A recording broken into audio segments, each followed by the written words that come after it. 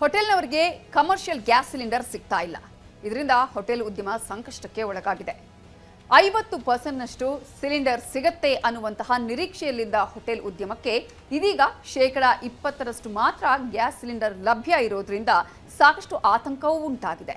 ಹಾಗಾದ್ರೆ ಇದರಿಂದ ಹೋಟೆಲ್ ಉದ್ಯಮ ಚೇತರಿಕೆ ಕಾಣುತ್ತಾ, ಹೋಟೆಲ್ಗಳು ಉಳಿಯತ್ತಾ? ಇಲ್ಲಿದೆ ನೋಡಿ. ಗ್ಯಾಸ್ ಸಿಲಿಂಡರ್ ಕಷ್ಟಕ್ಕೆ ಬಿತ್ತು ಸ್ವಲ್ಪ ಬ್ರೇಕ್. ಸ್ವಲ್ಪ ಸಿಲಿಂಡರ್ ಸಿಗೋದ್ರಿಂದ ಹೋಟೆಲ್ ಉದ್ಯಮ ಚೇತರಿಸಿಕೊಳ್ಳುತ್ತ. ಸಿಲಿಂಡರ್ ಕೊರತೆ ರಾಜ್ಯದಲ್ಲಿ ಇನ್ನೂಗಿದೆ. ಈ ಕೊರತೆಯನ್ನ ನಿವಾರಿಸೋಕೆ ಸರ್ಕಾರ ಕಷ್ಟಪಡುತ್ತಿದೆ. ಮನೆ ಬಳಕೆಯ ಸಿಲಿಂಡರ್ ಕೊರತೆ ಉಂಟಾಗಿ ಮನೆಗಳಲ್ಲಿ ಯುದ್ಧದ ಪರಿಣಾಮದಿಂದಾಗಿ ರಾಜ್ಯದಲ್ಲಿ ಗ್ಯಾಸ್ ಸಿಲಿಂಡರ್ ಸಮಸ್ಯೆ ಉಂಟಾಗಿದೆ. ಕೊಪ್ಪಳದಲ್ಲಿ ಮನೆ ಬಳಕೆ ಗ್ಯಾಸ್ ಸಿಲಿಂಡರ್ನ ಕೊರತೆ ಉಂಟಾಗಿದ್ದು ಜನ ಪರದಾಡುವಂತಾಗಿದೆ. ಗ್ಯಾಸ್ ಸಿಲಿಂಡರ್ಗಾಗಿ ಏಜೆನ್ಸಿ ಮುಂದೆ ಜನ ಸಾಲುಗಟ್ಟಿ ನಿಂತಿದ್ದಾರೆ. 3 ದಿನಗಳಿಂದ ಏಜೆನ್ಸಿಗೆ ಬಂದರೂ ಸಹ ಗ್ಯಾಸ್ ಸಿಲಿಂಡರ್ ಸಿಗ್ತಿಲ್ಲ ಎಂದು ಜನ ತಮ್ಮ ಅಳಲನ್ನ ತೋಡಿಕೊಂಡಿದ್ದಾರೆ. ಅಲ್ಲದೆ ಏಜೆನ್ಸಿ ಪಕ್ಕದಲ್ಲೇ ಇರುವ ಜೆರಾಕ್ಸ್ ಅಂಗಡಿಗೂ ತೊಂದರೆಯಾಗಿದ್ದು ಸಿಲಿಂಡರ್ ಗ್ಯಾಸ್ ಬಗ್ಗೆ ನಮ್ಮನ್ನು ಕೇಳಲೇಬೇಡಿ ಅಂತ ಬೋರ್ಡ್ ಹಾಕಿ ತಮಗಾಗ್ತಿರೋ ಕಿರಿಕಿರಿಯನ್ನ ಹೊರಹಾಕಿದ್ದಾರೆ.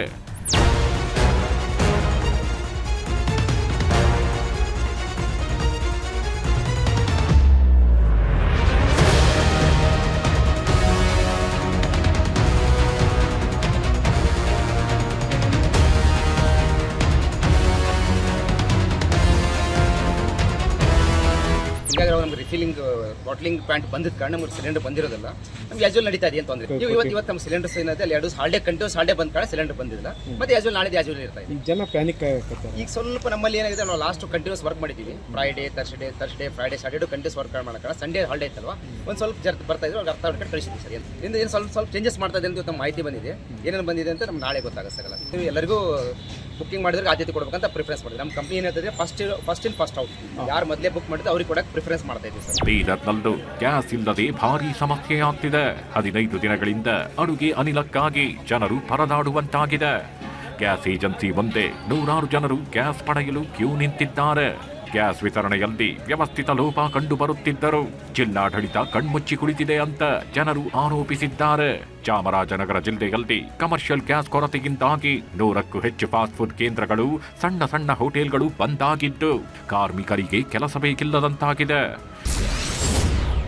ಬೇಕರಿಗಳ ಮಾಲೀಕರಿಂದ ವಿನೂತನ ಪ್ರತಿಭಟನೆ.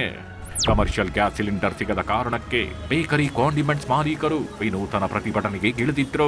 ಖಾಲಿ ಸಿಲಿಂಡರ್ ಪ್ರದರ್ಶನ ಮಾಡಿ ಸೌದೆ ಒಲೆಯಲ್ಲದೆ ಕಾಫಿ ಟೀ ತಯಾರಿಸಿದ್ದು ಗ್ರಾಹಕರಿಗೆ samosa, cream bun, jam bun, puffs, rusk, aloo bun ನೀಡುವ ಮೂಲಕ ಸರ್ಕಾರದ ಗಮನ ಸೆಳೆದಿದ್ದಾರೆ. ಹೋಟೆಲ್ ಮಾಲೀಕರಿಗೆ ಮಾತ್ರ ಕಮರ್ಷಿಯಲ್ ಗ್ಯಾಸ್ ಸಿಲಿಂಡರ್ ಸಪ್ಲೈ ಮಾಡಲಾಗ್ತಿದೆ. ಬೇಕರಿ ಕಾಂಡಿಮೆಂಟ್ಸ್ಗಳಿಗೂ ಕಮರ್ಷಿಯಲ್ ಸಿಲಿಂಡರ್ ಕೊಡಿ ಅಂತ ಒತ್ತಾಯಿಸಿದ್ದಾರೆ. ಗೇಲ್ ಕಂಪನಿಯಲ್ಲಿ ನೋಂದಣಿ ಕಡ್ಡಾಯ. ಇದೆಲ್ಲ ಸಮಸ್ಯೆಗಳು ಶೀಘ್ರದಲ್ಲದೆ ಪರಿಹಾರವಾಗುವ ಎಲ್ಲಾ ಲಕ್ಷಣಗಳು ಈವರೆಗೆ ಗೋಚರಿಸಿತ್ತು. ಕನಿಷ್ಠ ಪಕ್ಷ 50ರಷ್ಟು ಸಿಲಿಂಡರ್ಗಳು ಹೋಟೆಲ್ಗಳಿಗೆ ಸಿಗಬಹುದು ಅಂತ ಹೇಳಲಾಗ್ತಿತ್ತು. ಆದರೆ ಈ ನಿರೀಕ್ಷೆ ಹುಸಿಯಾಗಿದೆ. ನಿರೀಕ್ಷೆ ಹುಸಿಯಾಗುವುದರ ಜೊತೆಗೆ ಹೋಟೆಲ್ ಉದ್ಯಮಕ್ಕೆ ರಾಜ್ಯ ಸರ್ಕಾರ ಮತ್ತೊಂದು ಶಾಕ್ ಕೊಟ್ಟಿದೆ. ಸಿಲಿಂಡರ್ ವ್ಯತ್ಯಯ ಕುರಿತು ಇಂದು ಐಒಸಿ, ಎಚ್ಪಿಸಿ ಮತ್ತು ಬಿಪಿಸಿ ಗೇಲ್ನ ಅಧಿಕಾರಿಗಳೊಂದಿಗೆ ಆಹಾರ ಸಚಿವ ಕೆಎಚ್ ಮುನಿಯಪ್ಪ ಮಹತ್ವದ ಸಭೆ ನಡೆಸಿದ್ರು. ಸಭೆ ಬಳಿಕ ಮಾತನಾಡಿದ ಆಹಾರ ಸಚಿವರು, ಇನ್ನು ಮುಂದೆ ಕಮರ್ಷಿಯಲ್ ಸಿಲಿಂಡರ್ ಬಳಕೆ ಮಾಡುವವರು ಕಡ್ಡಾಯವಾಗಿ ಗೇಲ್ ಕಂಪನಿ ಜೊತೆ ರಿಜಿಸ್ಟ್ರೇಷನ್ ಮಾಡಿಕೊಳ್ಳಬೇಕು, ಇಲ್ಲದಿದ್ದರೆ ಗ್ಯಾಸ್ ಸಿಗಲ್ಲ ಅಂತ ಕಡ್ಡಿ ಮುರಿದಂತೆ ಹೇಳಿದ್ದಾರೆ. ಸಿಲಿಂಡರ್ ನೋಂದಣಿಗೆ ಡೆಡ್ ಲೈನ್ ಕೂಡ ಕೊಡಲಾಗಿದೆ. ಎಲ್ಲ ಕಮರ್ಷಿಯಲ್ ಉಪಯೋಗಿಸುವಂಥವರು ಆ ಸಂಸ್ಥೆಗಳಲ್ಲೂ ಹೋಟೆಲ್ ಮೇಜರ್ ಆಗಿ ಇವರು ಗೈಲ್ ಕಂಪನಿಯಲ್ಲಿ ರಿಜಿಸ್ಟರ್ ಮಾಡಿದ್ರು. ರಾಜ್ಯದಲ್ಲಿ 20%ನಷ್ಟು ಕಮರ್ಷಿಯಲ್ ಸಿಲಿಂಡರ್ ಕೊಡೋಕೆ ಕೇಂದ್ರ ಸರ್ಕಾರ ಅನುಮತಿ ಕೊಟ್ಟಿದ್ದು 50% ಸಿಲಿಂಡರ್ ಕೊಡುವಂತೆ ಮನವಿ ಮಾಡ್ತೀವಿ ಅಂತ ಕೆಎಚ್ ಮುನಿಯಪ್ಪ ಸಭೆ ಬಳಿಕ ತಿಳಿಸಿದ್ದಾರೆ. ಈಗ ಕನಿಷ್ಠ 50% ಕೊಟ್ಟರೆ ಮಾತ್ರ ಹೋಟೆಲ್ ನಡೆಯೋಕ್ಕಾಗುತ್ತೆ, ಅಲ್ಲದೆ ಅವ್ರಿಗೆ ಕಷ್ಟ ಆಗ್ತದೆ ಅನ್ನೋದನ್ನ ಕೇಂದ್ರ ಸರ್ಕಾರಕ್ಕೆ ನಾವು ಮನವಿ ಮಾಡೋಣ. ಈಗ ಸದ್ಯಕ್ಕೆ ರಾಜ್ಯಕ್ಕೆ ದಿನವೊಂದಕ್ಕೆ ಬೇಕಿರೋದು 50,000 ಕಮರ್ಷಿಯಲ್ ಸಿಲಿಂಡರ್ಗಳು. ಆದರೆ ಕೇಂದ್ರ ಸರ್ಕಾರ ಕೊಡ್ತಾಗಿರೋದು ದಿನಕ್ಕೆ 16,105 ಸಿಲಿಂಡರ್ಗಳು ಮಾತ್ರ. ಅದನ್ನ ಯಾವ ರೀತಿ ಹಂಚಲಾಗುತ್ತೆ ಅನ್ನೋದರ ಬಗ್ಗೆ ಸರ್ಕಾರ ಹೇಳಿದ್ದು ಹೀಗೆ. ನಿತ್ಯ 16,105 ವಾಣಿಜ್ಯ ಸಿಲಿಂಡರ್ ರಾಜ್ಯಕ್ಕೆ ಪೂರೈಕೆಯಾಗಲಿದ್ದು ಶೈಕ್ಷಣಿಕ ಸಂಸ್ಥೆಗಳು ಆಸ್ಪತ್ರೆಗಳಿಗೆ ನಿತ್ಯ 4,200 ಅಂದರೆ ಶೇಕಡಾ 26ರಷ್ಟು ಸಿಲಿಂಡರ್ ಪೂರೈಸಲಾಗುತ್ತೆ. ಸರಕಾರಿ ಶಿಕ್ಷಣ ಸಂಸ್ಥೆ ಸಾರಿಗೆಗೆ ನಿತ್ಯ 7% ಅಂದರೆ 1,200 ಸಿಲಿಂಡರ್ಗಳನ್ನ ಪೂರೈಸಲಾಗುತ್ತೆ. ಹೋಟೆಲ್, ಪಿಜಿ, ಕೆಎಂಎಫ್ ಮತ್ತು ಆಹಾರ ಉತ್ಪಾದನಾ ಘಟಕಗಳಿಗೆ 62% ಅಂದರೆ 10,000 ಸಿಲಿಂಡರ್ಗಳು. ಕೃಷಿ ಹೈನುಗಾರಿಕೆ ನಿತ್ಯ 3% ಅಂದರೆ 500 ಸಿಲಿಂಡರ್ಗಳು ಹಾಗೂ ಇತರೆ ಅಗತ್ಯಗಳಿಗೆ ನಿತ್ಯ 1% ಅಂದರೆ 205 ಸಿಲಿಂಡರ್ ನೀಡಲಾಗುತ್ತೆ ಅಂತ ಘೋಷಣೆ ಮಾಡಲಾಗಿದೆ. ಈಗ ಕೊಟ್ಟಿರೋದ್ರಲ್ಲಿ ನಾವು ಸುಮಾರು 10,000 ಸಿಲಿಂಡರ್ನ ಪ್ರತಿದಿನ ಕಮರ್ಷಿಯಲ್ಗೆ ಕೊಡ್ತಾರೆ. 20% ಅಂದರೆ ಅವರು ಸುಮಾರು ಎಲ್ಲ ಸೇರಿ 45,000 ಸಿಲಿಂಡರ್ ಉಪಯೋಗಿಸ್ತಾರೆ. ಅದರಲ್ಲಿ ನಾವು ಈಗ 10,000 ಸಿಲಿಂಡರ್ ಇವ್ರಿಗೆ ಕೊಡ್ತೀವಿ.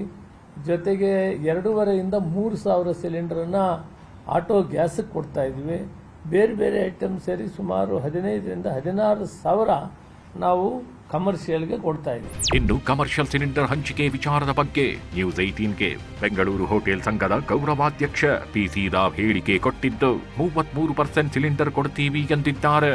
ಪರ್ಸೆಂಟೇಜ್ ಅಲ್ಲಿ 33% ಆಫ್ ಅವರ್ ಕನ್ಸಂಪ್ಷನ್ ಅಂದ್ರೆ ನಾವು 100 ಸಿಲಿಂಡರ್ ತಗೊಳ್ಳುವಂತ ದೊಡ್ಡ ಹೋಟೆಲ್ ಇದ್ರೆ ತಿಂಗಳಿಗೆ 33 ಸಿಲಿಂಡರ್ ಸಿಗ್ತದೆ. ಒನ್ ಥರ್ಡ್ ಬರುತ್ತೆ. 33% ಆಗಿದೆ ನಮ್ಮ ರಿಕ್ವೈರ್ಮೆಂಟ್. ಇಡೀ ರಾಜ್ಯಕ್ಕೆ ಬರ್ತದೆ, ಬೆಂಗಳೂರು ನಗರಕ್ಕೂ ಸಿಗುತ್ತೆ. ಈಗ ಸಿಗಲಿರೋ ಗ್ಯಾಸ್ ಸಿಲಿಂಡರ್ ಸ್ವಲ್ಪ ಸಮಸ್ಯೆ ಸರಿ ಮಾಡುತ್ತೆ. ಅಂದರೆ 3 ಸಿಲಿಂಡರ್ ಜಾಗದಲ್ಲಿ 1 ಸಿಲಿಂಡರ್ ಸಿಗುತ್ತೆ. ಹಾಗೂ ಹೀಗೋ ಮ್ಯಾನೇಜ್ ಮಾಡಬೇಕು ಅಷ್ಟೇ. ಇಷ್ಟೇ ಸಿಲಿಂಡರ್ಗಳನ್ನ ಬಳಸಿಕೊಂಡು ಹೋಟೆಲ್ಗಳು ಏನು ಮಾಡ್ತಾವೆ? ಈಗ ಸದ್ಯಕ್ಕೆ ಅಳಿವಿನ ಅಂಚಿನಲ್ಲಿರೋ ಹೋಟೆಲ್ಗಳು ಚೇತರಿಕೆ ಕಾಣ್ತಾವ? ಕಾದು ನೋಡಬೇಕಿದೆ.